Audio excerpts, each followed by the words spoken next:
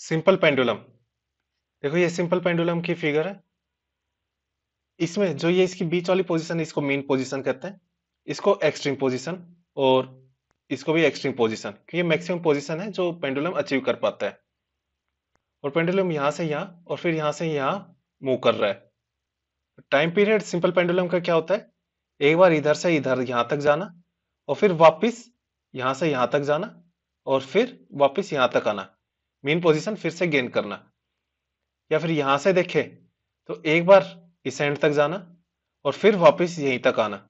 ये time period है। Time period का फॉर्मूला होता है 2 पाई √L/G।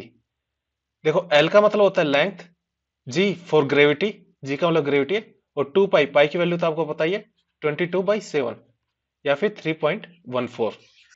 अब इसका मतलब क्या हुआ? टाइम डायरेक्टली प्रोपोर्शनल है लेंथ के। सभी को राम राम। हरियाणा हाल फिलहाल की फिजिक्स की सीरीज में आपका स्वागत है। इस सीरीज में हम फिजिक्स के सभी important points topic wise cover करेंगे। आप इसकी पीडीएफ भी ले सकते हो। पीडीएफ के बारे में लेक्चर के एंड में डिस्कस करेंगे। अभी लेक्चर कंटिन्यू करते हैं। टाइम लेंथ के डायरेक्टली प्रोपोर्शनल है।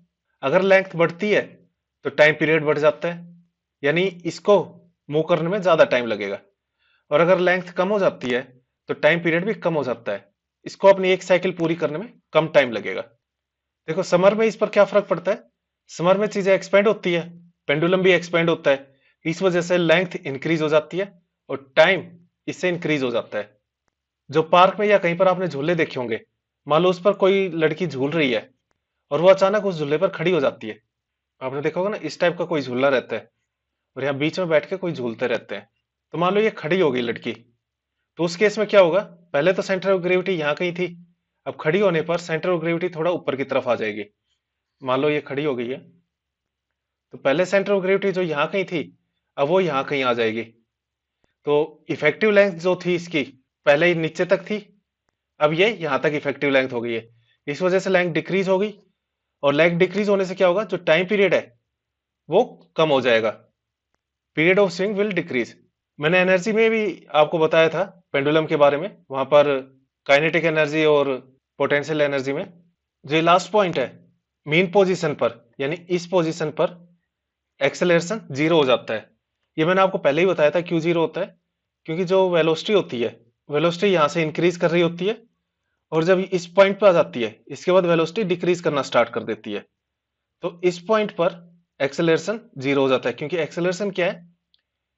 एक यूनिट टाइम में वेलोसिटी में कितना चेंज हो रहा है, जबकि यहां तक तो इंक्रीज हो रही थी, और इसके बाद जब वेलोसिटी डिक्रीज होना स्टार्ट हो जाती है तो इस पॉइंट पर वेलोसिटी कुछ टाइम के लिए रुक जाती है, जो एक बार कांस्टेंट हो जाती है, मतलब उसमें कोई चेंज नहीं होता है। उस वजह से एक्सेलरेशन जीरो हो जाता है। वो पॉइंट एक बार फिर से आप देख सकते हो। ये था एनर्जी में।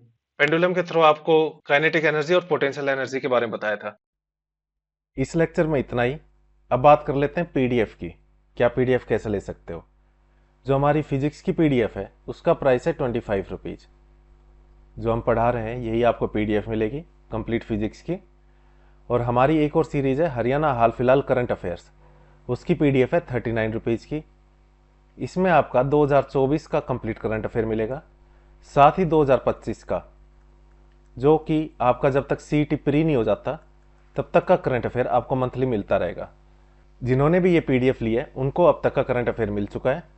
और हमारी हरियाणा जी के फटाफट रिवीजन की सीरीज है, इसका प्राइस है 29 रुपीज़।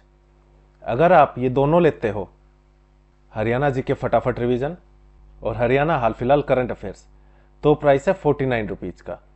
और अगर आप ये तीनों लेते हो, हरियाणा हाल फिलहाल करंट अफेयर्स, हरियाणा जी के फटाफट रिवीजन और फिजिक्स, ये तीनों लेते हो तो प्राइस है 60 रुपीज़ का। इसमें आपका करंट अफेयर्स कंप्लीट मिलेगा 2024 का, साथ ही 2025 का, जब तक आपका सीईटी प्री नहीं हो जाता 2025 का, तब तक का करंट अफेयर आपको मंथली मिलता रहेगा।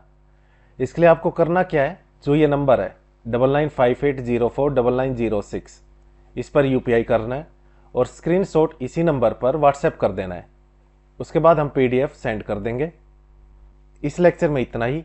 Thank you. जय हिंद, जय भारत।